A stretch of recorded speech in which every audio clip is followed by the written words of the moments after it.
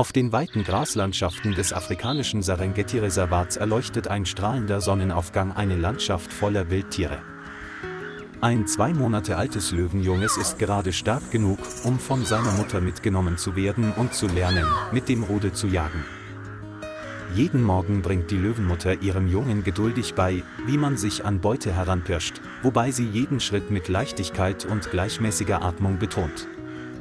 Das tollpatschige kleine Löwenjunge zerbrach manchmal trockene Äste, was die Antilopenherde in Panik versetzte und sie auseinandertrieb. Auch wenn es oft Fehler macht, hat es trotzdem Spaß und seine runden Augen leuchten jedes Mal, wenn es die Höhle verlässt, um seiner Mutter auf die Weide zu folgen. In den ersten Lebenstagen wurde es noch gestillt und aß das weiche Fleisch, das ihm seine Mutter gab. Das Löwenrudel lebt in Einigkeit zusammen und bewegt sich gemeinsam unter der sengenden, aber wilden Sonne. Doch die Kindheitsfreude des Löwenjungen war nur von kurzer Dauer, als auf seiner Schulter ein seltsames Mal erschien. Zunächst war auf der linken Schulter des Löwenjungen nur eine kleine Schwellung zu sehen, etwa so groß wie eine Zitrone, sodass niemand viel darauf achtete. Nach nur wenigen Wochen war der Tumor so groß wie eine Grapefruit und verursachte dem Löwenjungen bei jeder Beinbewegung Schmerzen. Dennoch versuchte es, sich Schritt für Schritt mit seiner Mutter und seiner Herde durch das grelle Sonnenlicht der harten Trockenzeit zu schleppen. Aufgrund der Schmerzen fraß es immer weniger, sein Körper magerte ab und sein Fell begann büschelweise auszufallen. Die Löwenmutter leckte wiederholt die Wunde und legte sich neben ihr Junges, um es zu wärmen und zum Aufstehen zu bewegen. Doch als die Herde beschloss, weit wegzuziehen, um Wasser und Nahrung zu finden, hatte sie nicht mehr die Kraft, mitzuhalten. Das eindringliche Brüllen der Herde hallte über das ausgedörrte Grasland und verklang allmählich hinter den Dornbüschen. Die Löwenmutter war hilflos und litt Schmerzen, doch ihr Überlebensinstinkt zwang sie, ihr schwaches Junges zurückzulassen. Das Löwenjunge taumelte weiter, seine Augen waren vor Hunger eingesunken, seine Gelenke schmerzten bei jedem Schritt. Gelegentlich blieb es an einer flachen Pfütze stehen, um ein paar Schlucke zu nehmen, und lief dann auf seinen zitternden Beinen weiter. Der heiße, trockene Wind wehte durch das Fell und ließ den Sand dick an seinem struppigen Fell kleben. Sein schwacher Schrei hallte durch den stillen Raum und verklang dann im weiten Himmel. Viele Tage vergingen, ohne dass er etwas zu essen fand. Er bestand nur noch aus Haut und Knochen und seine Atmung wurde schwach. In kalten Nächten in der Prärie rollte es sich zusammen und zitterte, auf der Suche nach etwas Wärme unter den trockenen Büschen. In der sengenden Hitze des Tages stapfte er erschöpft zu einem verlassenen Lagerhaus neben einem kargen Feld. In dem dunklen Lagerhaus gab es weder Wasser noch Nahrung, nur Staub und den kalten Geruch von verrottendem Holz. Es lag zusammengebrochen in der Ecke des Hauses, die Augen halb geschlossen, und zitterte gelegentlich heftig, wenn der Schmerz des Tumors wieder aufflammte. Das Geräusch von Vögeln, die auf das alte Blechdach herabflogen, ließ ihn aufschrecken, die Augen öffnen und sich umsehen, dann aber erschöpft wieder einschlafen. Sein Bauch war eingefallen, seine Rippen traten hervor, sein spärliches Fell war vom Schmutz tagelanger Wanderungen verfilzt. Das rote Licht des Sonnenuntergangs fiel durch die Risse in der Lagerhaustür und beleuchtete die kleine, dünne Gestalt. Die alten Fledermäuse, die von den Dachsparren hingen, gaben ein leises Zirpen von sich, das ihn vor Angst erschauern ließ. Draußen pfiff der Nachtwind durch die Ritzen der Holztür und trug die kalte Luft mit sich, die tief in seinen erschöpften Körper eindrang. Am späten Nachmittag betrat Moses Kamau, ein sanftmütiger schwarzer Eingeborener, die alte Scheune, um trockenes Brennholz zu holen. Er erschrak, als er eine kleine Gestalt zusammengerollt in der Ecke des Hauses sah, aber er wagte nicht zu schreien. Er blieb stehen und sah sich vorsichtig um, da er befürchtete, dass die Löwin in der Nähe lauern könnte. Als Moses sah, dass alles ruhig war, näherte er sich langsam und seine Augen verrieten allmählich Mitgefühl für das dünne Geschöpf. Als er das Löwenjunge nach Luft schnappen sah, sank ihm das Herz, und der Anblick des leidenden wilden Tieres schmerzte ihn. Er goss etwas Wasser in den Dosendeckel und führte ihn vorsichtig an die Schnauze. Das Löwenjunge zitterte, als es die Augen öffnete, stöhnte leise und leckte dann jeden Tropfen des kühlen Wassers auf, als wäre es eine Erlösung. Moses berührte sanft seinen Rücken und beruhigte es mit seiner tiefen Stimme, während es sich allmählich beruhigte.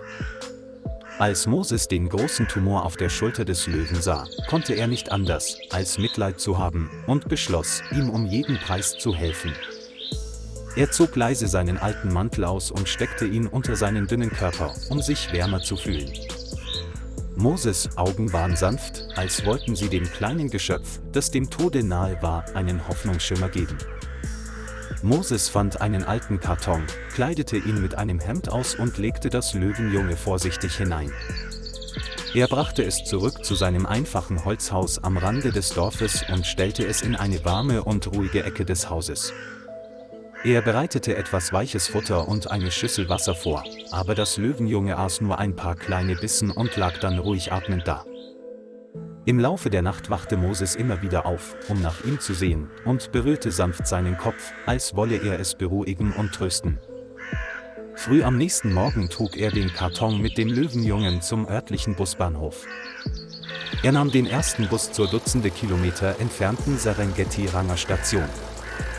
Als er ankam, stellte er die Kiste vorsichtig ab und rief einen Parkranger um Hilfe. Parkranger David Okoro übernahm und hörte sich Moses' Geschichte mit Dankbarkeit in den Augen an. David rief sofort das Veterinärteam an, damit es bereit war, das arme Tier zu behandeln. Moses atmete erleichtert auf, als hätte er gerade die Last abgelegt, die er die ganze Nacht ohne Schlaf getragen hatte.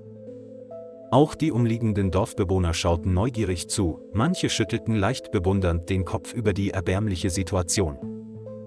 Das Löwenjunge wurde zur Ultraschalluntersuchung in die Feldklinik des Schutzgebiets gebracht, um nach einem Tumor an seiner Schulter zu suchen. Nach 2 Stunden intensiver Untersuchung gab der leitende Tierarzt, Dr. Samuel Ndlovu, bekannt, dass der Tumor gutartig sei, aber sofort operiert werden müsse. Moses und David standen vor dem Zimmer und warteten schweigend mit Augen voller Hoffnung und Angst. Die Operation dauerte mehr als 3 Stunden, die Ärzte arbeiteten konzentriert in einer angespannten Atmosphäre. Schließlich kam Dr. Samuel lächelnd heraus und verkündete die erfolgreiche Entfernung des großen Tumors.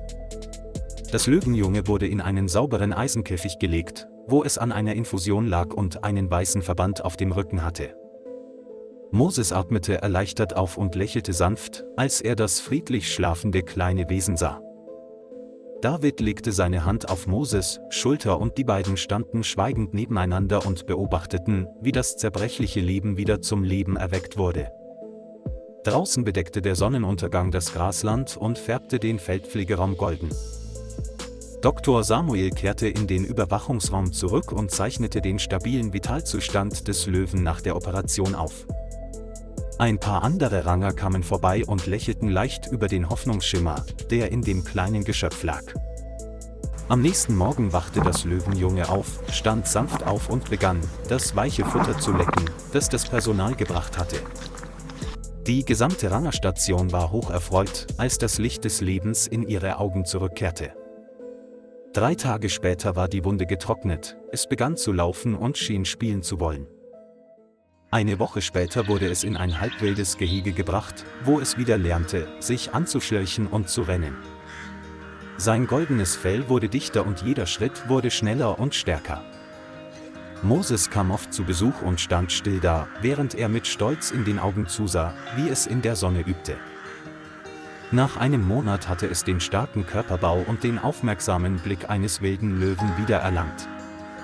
Die Ranger beschlossen, es wieder in die natürliche Wildnis der Serengeti freizulassen. Der Karren mit dem Käfig blieb mitten auf der weiten Wiese stehen, wo er einst hingehörte.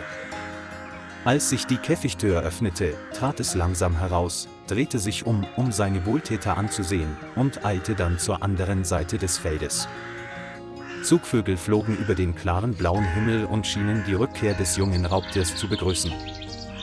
David wandte sich Moses zu, lächelte und nickte, als würde er die Freude über den Sieg nach einer langen Reise zur Rettung eines Lebens teilen. Moses und David standen Seite an Seite und lächelten glücklich, als sie zusahen, wie die Silhouette des Löwenjungen auf der goldenen Weide verschwand. In der Ferne tanzte eine Herde Antilopen vor dem blauen Himmel, als würde sie das junge Mitglied in der Natur willkommen heißen. Sie verstanden, dass das kleine Geschöpf seine Chance zum Leben zurückerlangt und dorthin zurückkehren konnte, wo es wirklich hingehörte. Der Präriewind wehte durch die Gegend und trug den Duft von Erde und frischem Gras mit sich, der die Strapazen der vergangenen Monate linderte. Der nächste Morgen brach über der Serengeti an und läutete einen Neuanfang für die Tierwelt und die Retter ein.